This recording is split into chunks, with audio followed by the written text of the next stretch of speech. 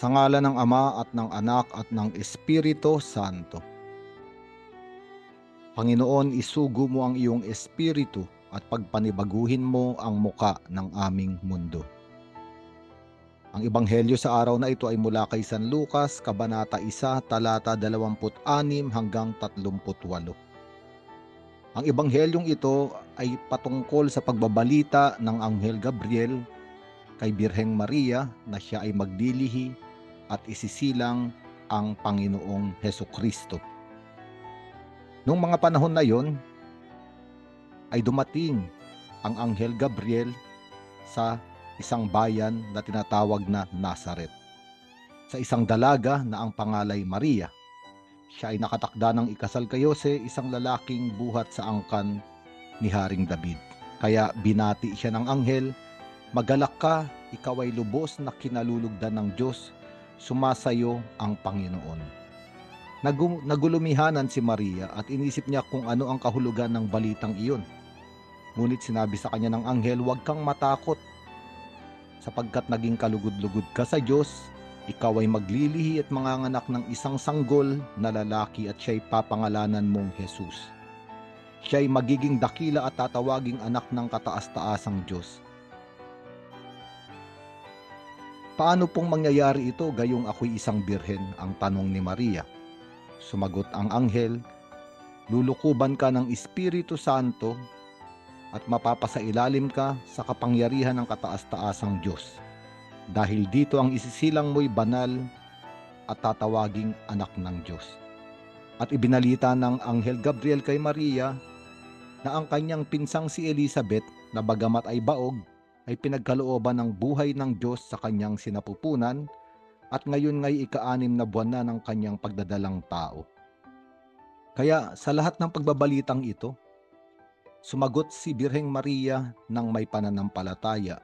Ang sinabi niya, "Ako'y alipin ng Panginoon, mangyari nawa sa akin ang iyong sinabi." At ang mabuting balitang ito ay patungkol sa tinatawag na fiat, ang pagsagot ng oo ng Birheng Maria sa panukala ng Diyos. Sapagkat nakikita ni Maria na siya ay lingkod ng Diyos, at ang lingkod ng Diyos ay pumapasok sa kalooban ng Diyos. Ngunit si Birheng Maria, alam natin, ay inihanda na. Siya ay pinili na bago pa siya ipinanganak.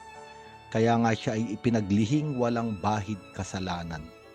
Ang tawag natin sa kanya ay Immaculate Conception, sapagkat ang sinapupunan niya ang magiging tahanan ng salita ng Diyos na magiging laman. At sa panahong ito ng Adbyento, ating pagnilayan ang mabuting balitang ito, sapagkat sinasabi rin ng katuruan ng ating simbahan na ang banal na simbahang Katolika ay larawan din ng Birheng Maria.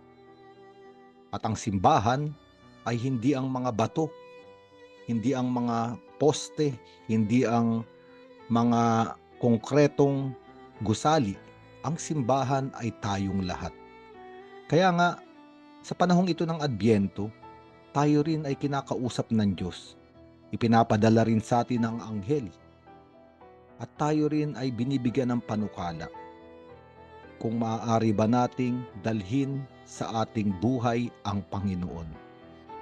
Siya ay alagaan sa ating buhay hanggang isang araw siya ay ipanganak. Sa madaling salita, bagamat hindi naman tayo lahat ay mga babae, lahat tayo ay maaaring maglihi sa Panginoong Hesukristo. Hanggang isang araw, isisilang siya sa buhay natin. Kaya nga ang makikita na ng ibang tao sa atin, sa pagkatao natin, ay hindi na tayo, kundi ang Panginoong Hesukristo. At ito ang layunin ng simbahan, na makita sa bawat mananampalataya ang muka ng Panginoong Hesukristo. Sinabi nga ni San Pablo, "Hindi na ako ang nabubuhay para sa aking sarili. Nabubuhay na ako para sa aking Panginoong Hesukristo." Kaya nga, napakagandang ebanghelyo ang ipinahayag ngayon, sapagkat inihahanda tayo nito sa araw ng Kapaskuhan. At sa araw ng Kapaskuhan, gayon din ang mensahe sa atin ng Diyos. kung may lugar ba sa ating buhay, sa ating kalooban, sa ating puso upang isilang ang tagapagligtas. Kaya nga tayong lahat ngayon ay manalangin at humingi ng tulong sa Diyos at humingi rin ng tulong sa banal na Espiritu na nawa tayo ay lukuban upang totoong ang ating buhay ay maiaalay natin ng buong buo. At katulad ng sinabi ng mahal na Birheng Maria, ako ay lingkod lamang at maganap sa akin ang salita ng Panginoon. Sa ngalan ng Ama at ng Anak at ng Espiritu Santo.